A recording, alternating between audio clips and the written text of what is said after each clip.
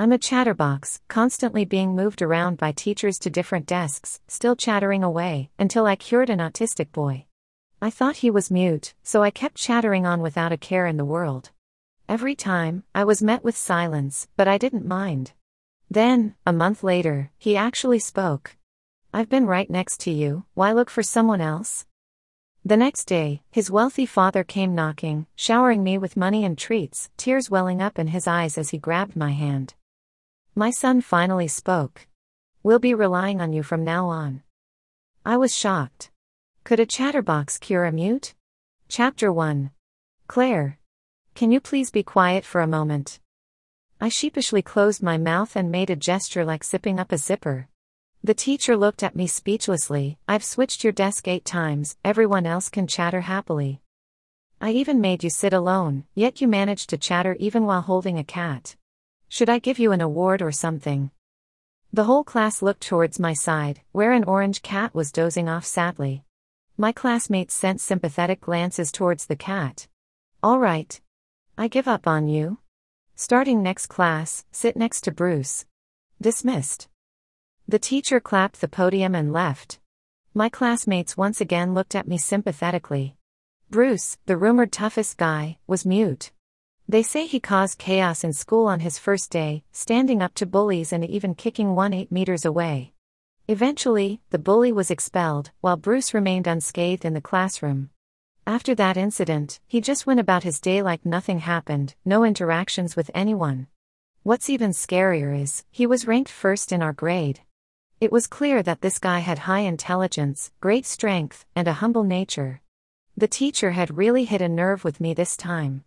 I loved to talk, but I also feared for my life. Bruce didn't react, just sat there silently as usual. I nervously moved my things over to his desk. To my surprise, the next class was math. Math, my lifelong enemy, either chatter or sleep. Sitting next to Bruce, I struggled to keep my eyes open. Can't sleep. Can't sleep. I can't do this, I'm going to die. Finally, I managed to squeeze out a sentence. Bruce, I have a problem. If I don't talk, I'll die. Can you please ignore me when I talk? Bruce gave me a look as if I were an idiot, then silently turned his head away. I took his reaction as approval, feeling as happy as a big boy weighing 200 pounds. Bruce, do you know what happened between those two in our class? And about our lunch yesterday? Bruce silently put on his headphones. Ignoring his actions, I continued chatting away.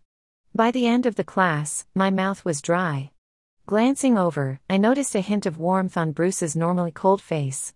I leaned forward eagerly. What good songs are you listening to? Let me hear. Inadvertently, I caught a glimpse and realized there was nothing playing on his phone screen. In other words, there was nothing in Bruce's headphones.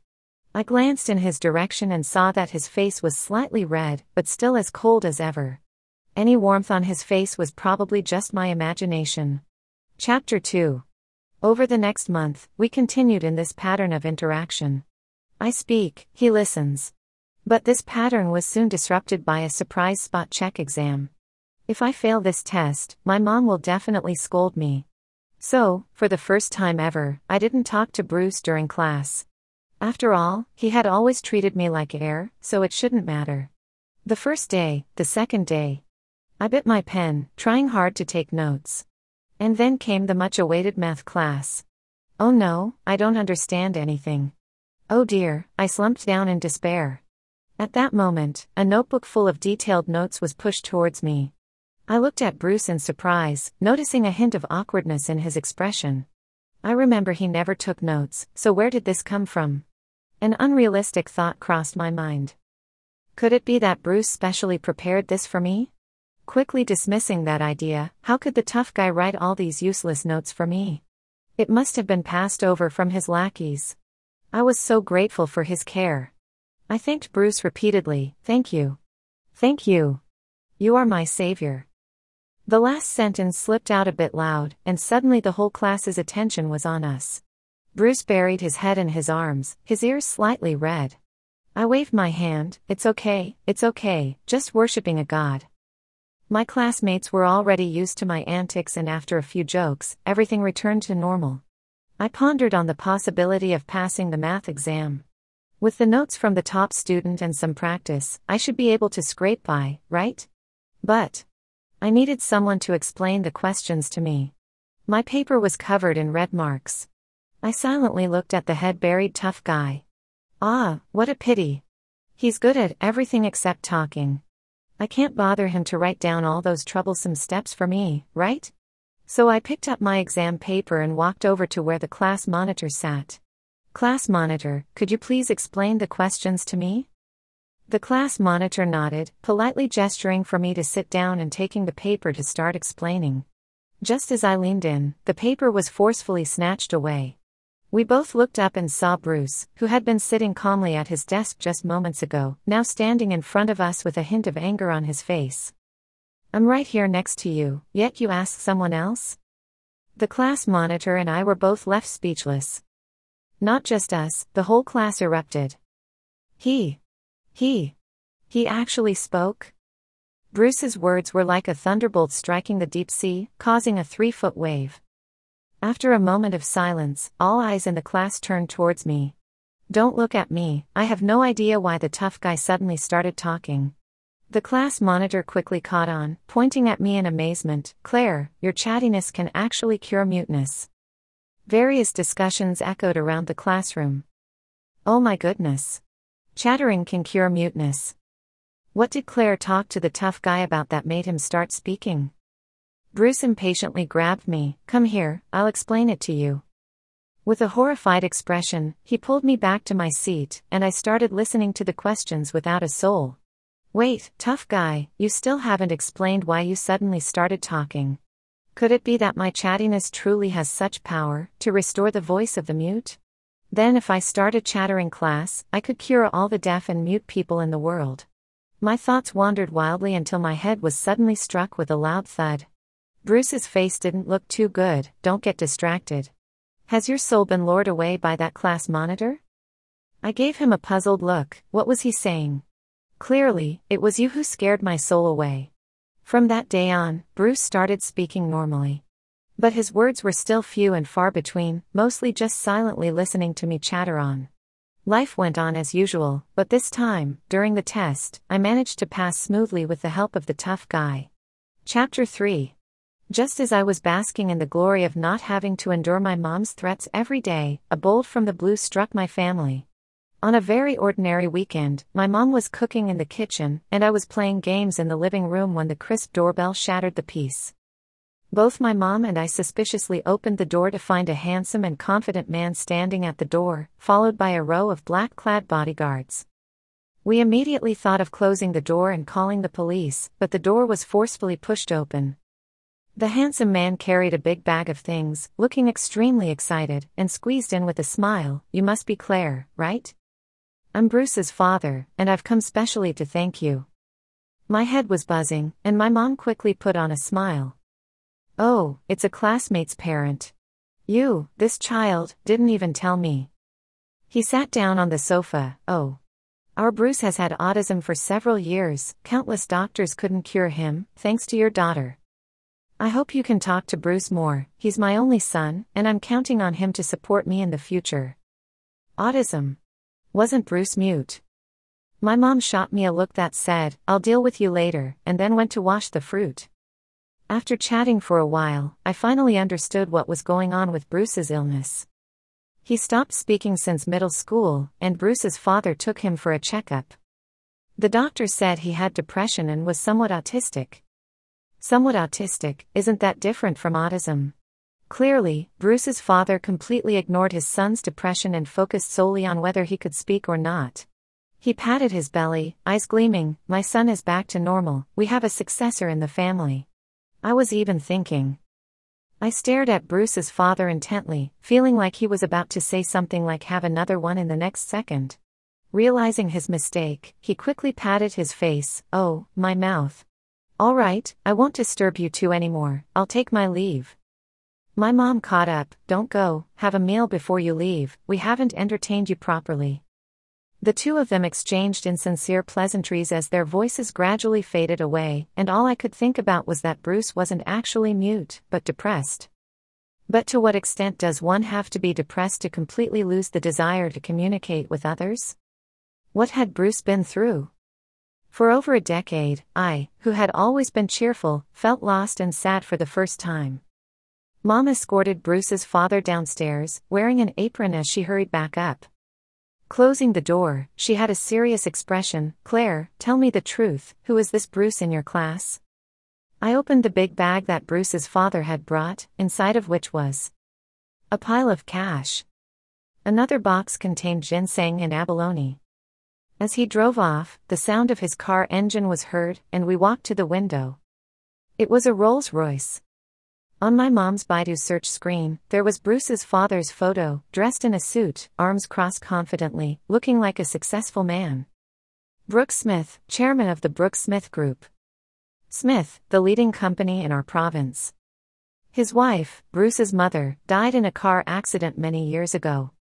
My mom looked somewhat reluctant. "You should communicate more with that classmate, who knows what he's been through. But don't get too close, we're not in the same circle.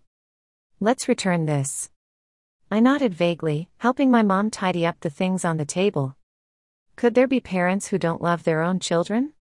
I, who had always been bathed in love, always believed that the answer to this question must be negative, but upon meeting Brooke, I began to doubt again.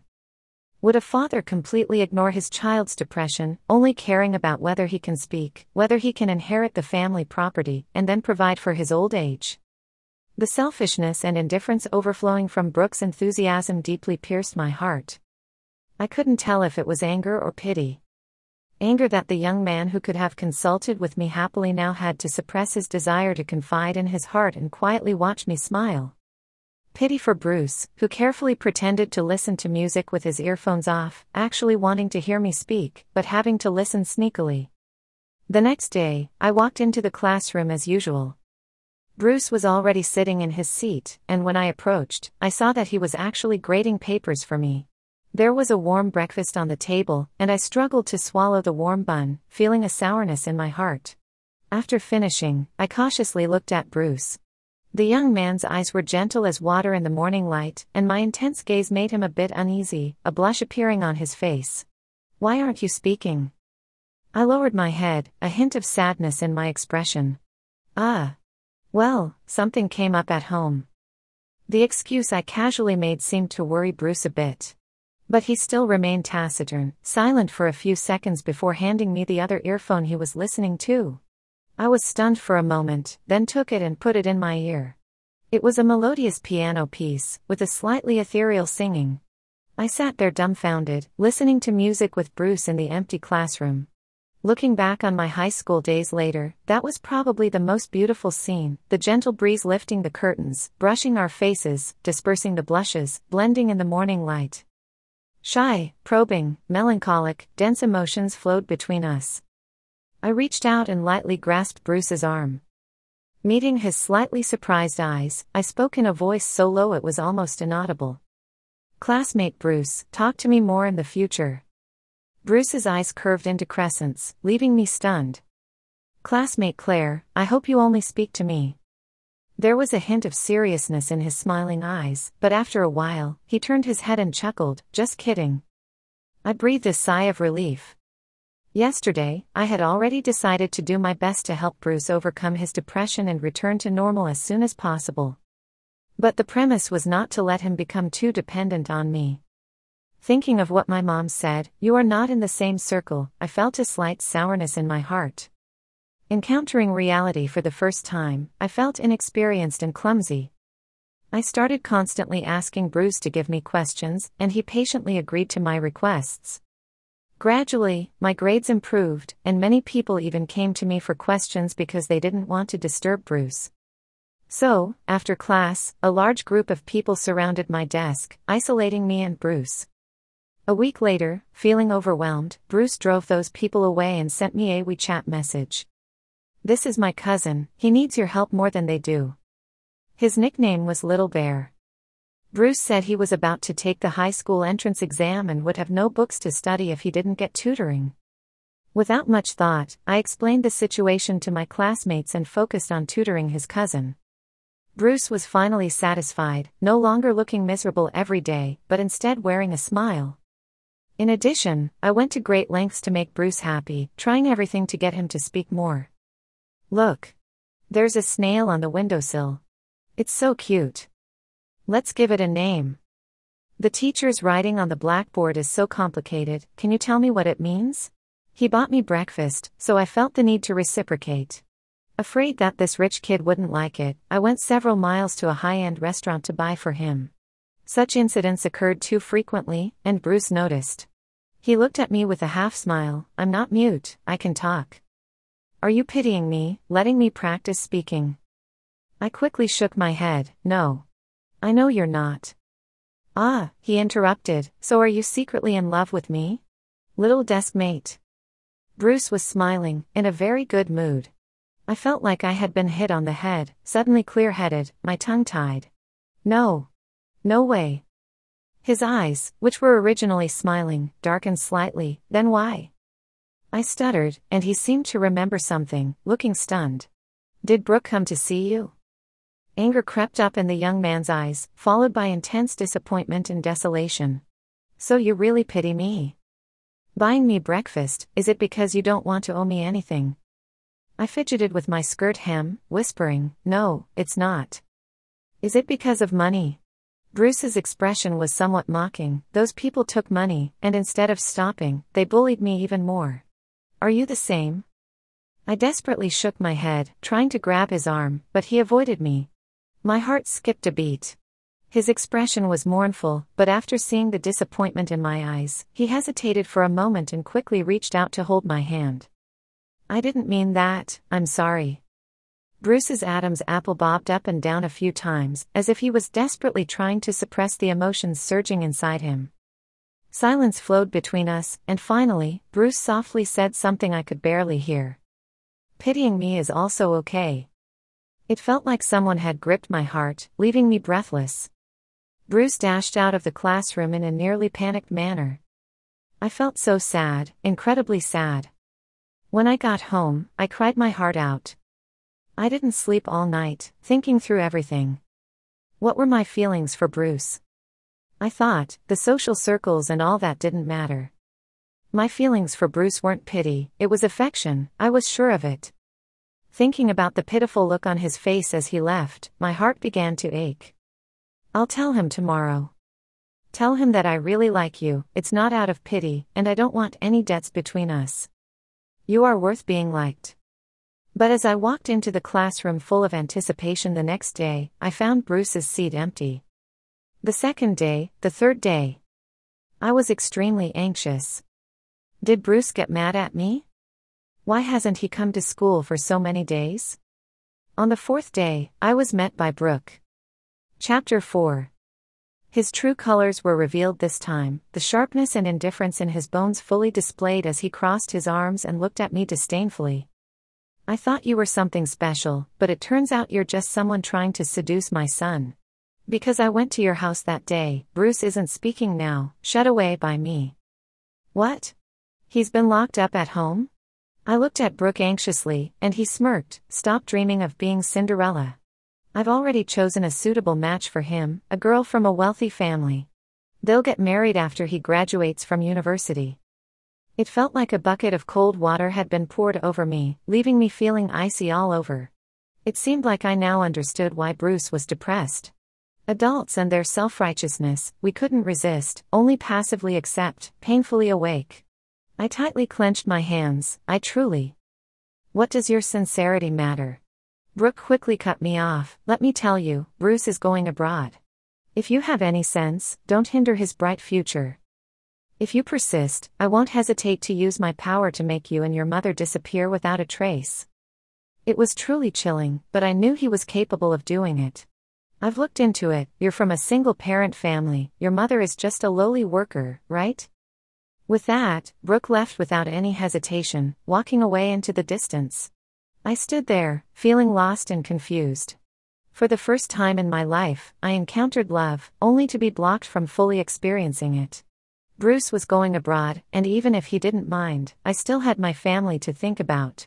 Standing in the rain, for the first time, I felt a sense of absurdity towards this world. The next day, I returned to the classroom with a blank expression. There was still a familiar breakfast on the desk, Bruce wearing a mask, with slight bruising under his eyes. What happened? Did Brooke hit him? My heart ached with each throb. Scenes I had practiced countless times at home felt overwhelming and confusing now. I walked straight up and threw the bag of breakfast into the trash. Bruce's eyes widened in disbelief. I tried to keep my expression neutral as I sat back down.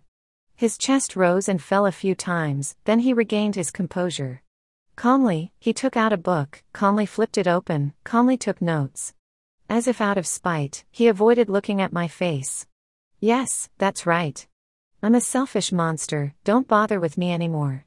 For the entire morning, we didn't exchange a single word. It wasn't until lunchtime when I stood up to get food that he pulled me back into my seat. Do you hate me? Like a deserted puppy, Bruce looked at me almost pleadingly. I couldn't bear to meet his gaze and remained silent. I mechanically brought the lunchbox back and chewed on the food in my mouth. Finishing the meal in silence, Bruce once again grabbed my wrist. The once admired big shot lowered his guard at this moment, softly apologizing to me. I really wanted to ask him, where did you go wrong? It's always been me who's wrong, assuming I knew best when talking to him, assuming I could pity him, assuming I liked him, and now assuming I could abandon him. Feeling a hint of bitterness in my eyes, I closed them, mustering the courage to be firm with myself. I've already requested a seat change with the teacher, you've been disturbing my studies. Bruce hesitated, I'm sorry. Not wanting to hear another apology, I turned and walked out of the classroom. Once we switch seats, we'll each have a new desk partner, a new university, a new life, without interfering with each other. After that, Bruce never came to find me again. I gradually got used to the days without him. We were like two parallel lines that were never meant to intersect, right? Bruce made new friends, laughed cheerfully like a normal person. He started playing basketball, participated in speech competitions. He became more and more dazzling, attracting more fangirls at school, and even made it to the list of handsome guys. And me, I was still that quail hiding in its shell, chirping away. I tried my best not to pay attention to Bruce, but the more I tried, the more futile it seemed. Unknowingly, the time for going abroad that Brooke mentioned was approaching. Despite the turmoil in my heart, I maintained a calm facade and attended classes as usual. Until one day after school when I stayed behind for cleaning duty, as I pushed open the door after finishing sweeping, I met Bruce's eyes directly. He seemed to have been waiting for a long time, but there was no hint of impatience in his gaze. Chapter 5. Seeing the person I had been thinking about day and night, my first reaction was to freeze in place. There was a hint of eager anticipation in his eyes. I want to tell you something. I lowered my head, I'm not interested. Hurry, just walk away quickly. That's what I thought, but Bruce gently grabbed my sleeve, and I couldn't move. He seemed a bit lost, as if he felt it was improper, not knowing how to proceed. Feeling sorry for him, I had to speak up, what is it? Bruce's eyes lit up all of a sudden, like stars suddenly shining in the dark night. My illness won't turn me into a madman, I won't hurt you. I closed my eyes, I thought Bruce had changed, improved even. He spoke more fluently and naturally, his temperament more cheerful and generous. Not like now, timid and self-deprecating. If my presence made him unhappy, then I would rather disappear. It felt like a rope was twisting in my heart, and Bruce anxiously continued. There's a reason for this illness, it's because. I was shocked, what was Bruce trying to do? The more I knew, the worse it would be for him. I quickly pretended not to hear and walked in the opposite direction. But by doing so, Bruce, who had been hesitating, thought I was trying to run away and firmly pulled me back. My mother, his voice choked, died with that woman Brooke cheated with. I was stunned, unsure how to react. The truth behind that car accident from years ago was finally revealed. But in reality, I already knew. Not only did I investigate that car accident once, I even probed Brooke about it. Bruce's mother had been despondent ever since she found out about Brooke's affair, even attempting suicide in front of Bruce multiple times. The last time she was conscious, she disregarded Bruce's attempts to stop her, drove to kill the other woman, and died in that car accident. He must regret not being able to stop his mother, right? I felt so sorry for Bruce's past, but what saddened me even more was that after I hurt him, he still insisted on exposing his scars to me. So pity me. I raised my eyes in surprise, meeting his gaze directly. In Bruce's eyes, there was sorrow, determination, and a deep mix of love and hate swirling within. If you started by pitying me, could you pity me once more? Don't leave me. A big piece of my heart sank. The person I loved was right in front of me, and he was revealing his scars to restore our relationship to its original state. But my mother was still waiting for me at home. I pretended to be indifferent. Sorry, excuse me. Bruce's eyes dimmed, and I heard him softly say, I'm sorry for troubling you. Afraid to look into his eyes, I hurried back home as if escaping. Mom was cooking in the kitchen, holding a spatula, looking surprised. Claire, what's wrong with you? What's wrong with me? I stared blankly at the mirror, seeing my swollen, messy, tear-streaked eyes. Unable to bear this series of blows any longer, I burst into tears. Why is loving someone so difficult? Why? Bruce's cautiousness, timidity, and longing, how different were they from my current self? Mom chuckled as she wiped my tears. How come you're already suffering from love at such a young age? Is it because of that autistic boy you sit with? I pouted and nodded lightly, spilling everything about Brooke's threats to me. As my mom listened, her expression turned serious. What? In a society governed by law, he still wants to do such things? He's just trying to scare you. Don't be afraid. Mom is here. Crying, I buried myself in my mom's arms. But what he said is true. Bruce and I are not from the same world. I shouldn't stop him from going abroad. Mom soothingly said, you both need to grow, but that doesn't mean you have to separate. That way, both of you will get hurt. You need to talk to him. Yes, after listening to my mom's words, my thoughts gradually cleared. Why should two people in love suffer from longing? I needed to let Bruce know that I loved him too.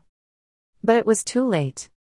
The next day, I found out that yesterday was Bruce's last day before going abroad. He wanted to make a final attempt before leaving, even if it meant getting my pity, but I heartlessly rejected him. I tried to contact Bruce, only to find that he had deleted all my contact information. Thinking back to his parting words, sorry for troubling you, I understood everything. He thought he was a disturbance in my life and simply disappeared forever from my world. Because of my hesitation, we missed each other once again. After the college entrance examination, another piece of news struck me like lightning. My mom collapsed at her workplace. I rushed to the hospital in a daze, finding her lying pale on the hospital bed. Just a few days ago, my mom was laughing and joking with me, but now she was covered in tubes, waiting for the judgment of the Grim Reaper. I knelt on the ground, large tears falling to the floor. Why was fate so cruel to me? With nowhere to express my inner despair, I hurriedly grew up like this. Like a small sapling hit by a sudden downpour, the only thing I could do was to keep growing upward. Chapter 6. I'm becoming more and more like the old Bruce. From cheerful and lively, I turned into someone who didn't want to talk much, living in my own world. Mom insisted on me going to college, so I had to apply for a student loan, work every day to support myself and pay for medical bills. From doing assignments to writing articles, from tutoring to picking up deliveries, from the restaurant near the school gate to the gas station far from home, I did everything and went everywhere. During these years, I deeply felt human malice, which could be baseless or sudden, but always sharp and piercing. I became more and more reclusive, learned to walk with my head down, to avoid eye contact with others as much as possible. Walking on the street, I wished I was invisible, non-existent. Sometimes I thought, it would be nice if I had never existed. I even had thoughts of hating humans. But as soon as these thoughts arose, I quickly dismissed them, turning back to my mom's smiling face. There is still hope in life, like my mom's gradual recovery from her illness. But unfortunately, reality crushed all my nerves, making me increasingly insecure and uncomfortable. Seeing my changes, my mom would often hug me tenderly, saying, Claire, don't let me hold you back, go out and explore while you're young. But I had lost the desire to go out. Finally, I understood why Bruce didn't want to communicate with others back then and realized how much harm my youthful ignorance had caused him. I also understood that the gap between me and Bruce was growing larger. We were already worlds apart. It's been 2 years, and my mom is about to be discharged from the hospital, while the Smith Group has undergone drastic changes. A year ago, Brooke was critically ill, and the news of the transfer of the Smith family's business to Bruce was circulating on TV every day. Bruce had already taken full control of the Smith Group, but he decided to go abroad firmly, expanding the business overseas. Recently, there was news that Bruce was coming back. What surprised me was a post in my friend's circle that shouldn't have been there. It was a picture taken on a plane, with the caption "Finally." My initial thought was that it was Bruce, but I quickly denied it. He had deleted all my contact information before going abroad, so how could I see his friend's circle? But when I saw the familiar nickname Little Bear, I quickly remembered that it was Bruce's cousin. Is there a possibility that Bruce used his cousin's WeChat to post this in the friend's circle? Either way, he's coming back. Bruce must have become an even more spirited young man, with probably just as many admirers around him. Will he remember me? Even though I selfishly think like this in my heart, I also feel that he wouldn't be someone stuck in the past. And I definitely can't let him see me in this sorry state. Due to family troubles, I've been making excuses to avoid previous class reunions, and even the class monitor has tactfully forgotten about me. Bruce and I were like two parallel lines that should never intersect. It's better this way, being able to watch him from afar on TV. But my self-deception was quickly disrupted by a phone call. "Claire, classmate." The monitor's excited voice came through the phone. "There's a class reunion this weekend, are you coming?" "I have something going on, you guys go ahead." "You always have something going on. Bruce will be there this time too." "You really won't come?" As soon as I heard that name, my heart felt a strange, unreal tremor. I murmured softly, "I really have something going on." There was a rustling sound on the monitor's end, followed by a quiet muttering. "She really has something going on, then." After a while, the monitor spoke again. "How about the weekend after next? Can you make it then? When are you free?" I was a bit puzzled. "Monitor, is someone with you there?" The monitor replied anxiously, "No. Just give us a definite answer. We'll wait for you. We can change the time for you." Feeling embarrassed and unsure how to refuse, I hesitated. The monitor started whispering again. "What should we do?" "Ah. Claire. Bruce might not be able to come. Please give a time, we're all waiting for you." Whether it was because I found it hard to refuse or held some hope, I inexplicably agreed to the monitor's request. After agreeing, deep regret set in. What was I thinking? How could I face Bruce? What if Bruce really showed up? But regardless, I still went. I put on light makeup and dressed up a bit. But the moment I pushed open the door, the light inside was so blinding that I couldn't even open my eyes. Chapter 7. Classmates have changed a lot, wearing stylish and fashionable clothes and shoes, sitting together in a group. Those who were trying to impress someone turned their heads in my direction, and I froze on the spot. It was Bruce. He had grown taller, his figure more mature, his eyes brighter. Flawless both inside and out, he naturally received the classmates' welcome. In comparison, my side felt awkward and desolate. No one greeted me, so I sat by myself in a corner. The contrast between my darkness and the bright room was stark. I lowered my head, sipping on the drink in front of me. The monitor warmly greeted me first. "Claire. Come sit with us." Afterwards, he gestured towards another direction. Everyone then recognized me. "Claire, it's you? We didn't recognize you earlier." Kind voices came from all sides, and I felt a bit more relaxed. I was planning to pass the time and leave quickly, but a shadow fell on the table in front of me. It was Bruce, who had somehow come over to where I was. The classmates soon went off to another area to sing, leaving just the two of us in the corner. I tightly held on to the cup in my hand, looking flustered. Bruce naturally sat next to me and then started playing with his phone. I felt speechless about my previous nervousness and quickly took out my phone, aimlessly scrolling through it. Even though we were far from the crowd, people still came over from time to chat and toast with Bruce. He handled it all with ease, gracefully navigating between refusing or smoothly transitioning to business talk. I felt like a fledgling bird in the shadow of a falcon, small and dull. 1, 2, 3, 4. I couldn't take it anymore. Was Bruce deliberately trying to torture me? I got up to leave, but was pulled back into my seat. Just like 2 years ago. I stared blankly at Bruce. His face was slightly red, but he still had a cold demeanor. I need to talk to you about something. Another thing he needed to talk to me about. I calmly sat back down. I want to tell you, I'm coming back to the country. Well, isn't that quite obvious? I subconsciously looked at Bruce. He exuded a cold aura, as if keeping people at a distance, but his hands were awkwardly fidgeting, showing signs of nervousness. Was he just trying to find something to say? Meeting my inquisitive gaze, Bruce straightened his posture unconsciously. I only recently found out about what Brooke threatened you with back then. Bringing up the events of the past, I felt embarrassed, once again recalling those unpleasant times and how my timidity had caused him so much harm. But this farce was bound to have a conclusion. I felt a weight lifted off my shoulders. I'm sorry, Bruce. I was immature back then, hurt you, please forgive me. My gaze was firm and sincere. Bruce opened his mouth, seeming like he wanted to say something, but ultimately just softly said, "It's okay." Everything would fade away with the passage of time. Bruce must have come to seek an apology from me and then continue moving forward. And it was time for me to let go as well. I relaxed my body, trying to keep my voice steady. I have something to attend to, so I'll leave first. Back then, I thoughtlessly hurt you. Now, I'll try to exit your world without a trace, allowing you to continue shining brightly. Bruce nodded, and I picked up my coat and headed towards the door.